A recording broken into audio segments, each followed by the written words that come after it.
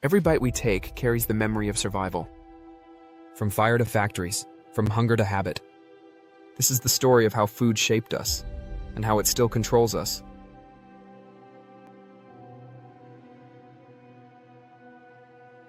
Picture this: you awaken. You rested peacefully. The weather is pleasant, warmth enveloping you gently. The sun rises, illuminating the sky. Off in the distance, birds happily sing. Everything appears serene. Everything seems idyllic. Except for one glaring issue: your stomach cries out in emptiness.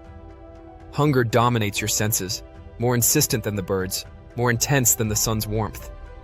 No fridge exists, no kitchen awaits. No supplies are stored.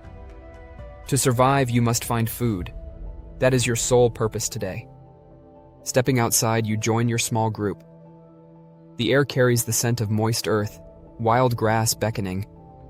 You seek berries, dig for roots, turn stones, searching for insects, and watch the trees for any movement. Every noise could signal danger, or perhaps dinner. Hours stretch on. The sun rises higher. Your feet are sore from the effort. A few nuts are found, yet it's insufficient. The hunger remains unquenched. Then suddenly, movement. A deer appears. The group tenses, spears are lifted. You throw, you chase, but stumble. The deer dashes into the brush. The ensuing silence weighs heavier than your growling stomach. Failure means another night of aching weakness. But then, fortune smiles.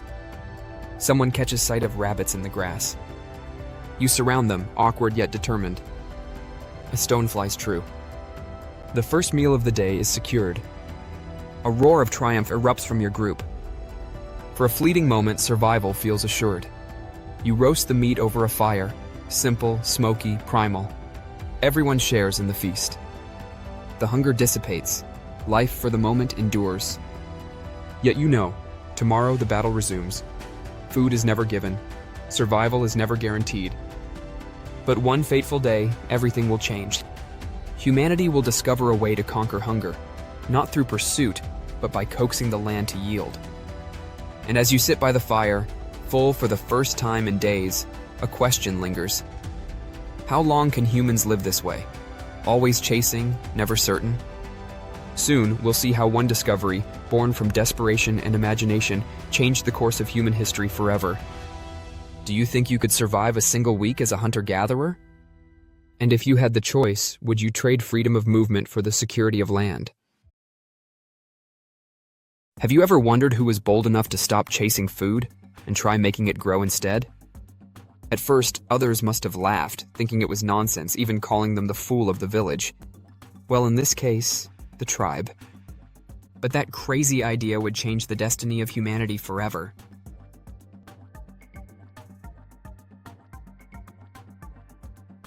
You survived another hunt.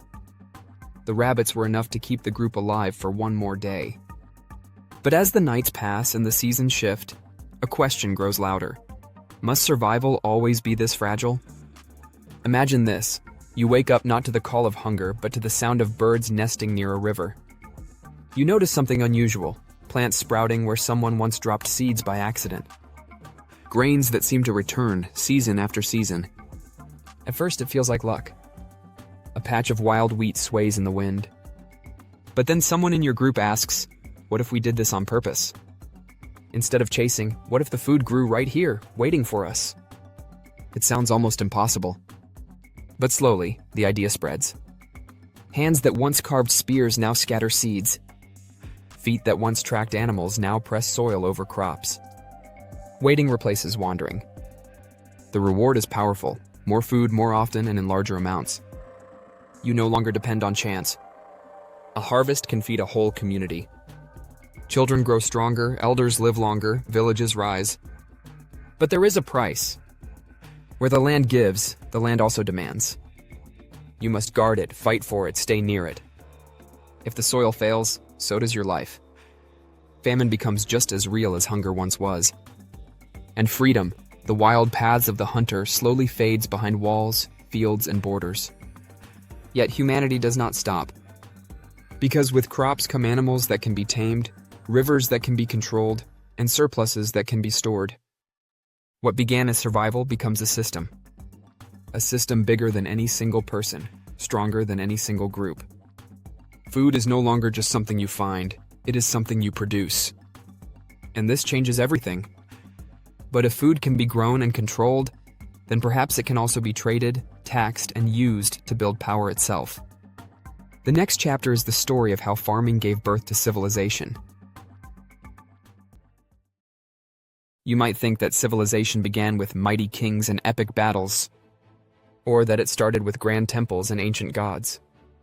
It started with, well, wheat. That's right, carbs. Humanity's greatest empire builder wasn't Alexander the Great. It was leftover bread.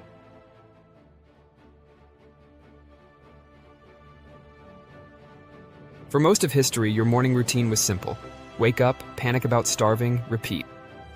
Then fields changed everything. Food was no longer a daily chase. It was outside your door, in clay jars, stacked in granaries. For the first time, hunger wasn't the boss of humanity. A bumper harvest didn't just feed your family. It fed dozens of others. And when not everyone had to farm, things got interesting. Some people guarded the food. Others crafted tools. A few looked around and said, "Why don't I just run things?" That's how the first job market and the first politics were born. And with that, we basically invented unemployment, bosses, and probably the first office gossip. Villages to cities. Soon, little villages swelled into towns. Towns rose into cities. And at the center of it all wasn't a throne or a palace, it was the granary. Whoever controlled the bread stash controlled the people. The real crown was a giant storage jar.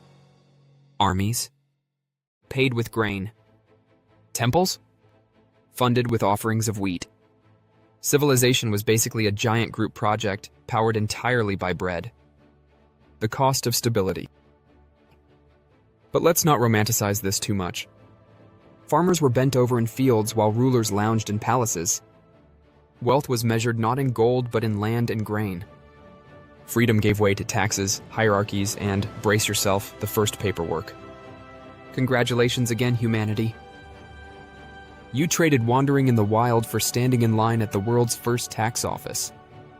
The wonders. And yet, cities offered marvels the wilderness never could. Markets buzzing with fish, bread, and dates. Spices you'd never tasted before. Stories traded as eagerly as goods.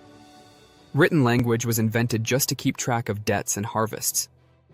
Festivals erupted at harvest time, celebrating the end of hunger, though famine was always lurking, one bad season away.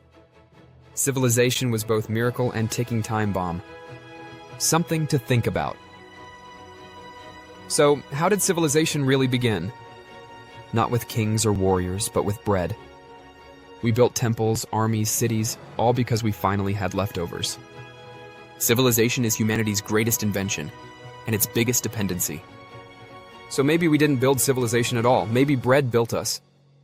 The question is, are we still in charge, or just well-fed servants of our own doing? And looking back from today, do you think this change gave us security and stability, or was it the first seed of adependency that would last for centuries? Approaching modern day. Do you think machines started taking over our lives with smartphones? Think again. The moment they entered our food, everything changed. There was a time when food meant soil, sun, and seasons. Then came the machines, and dinner was never the same again.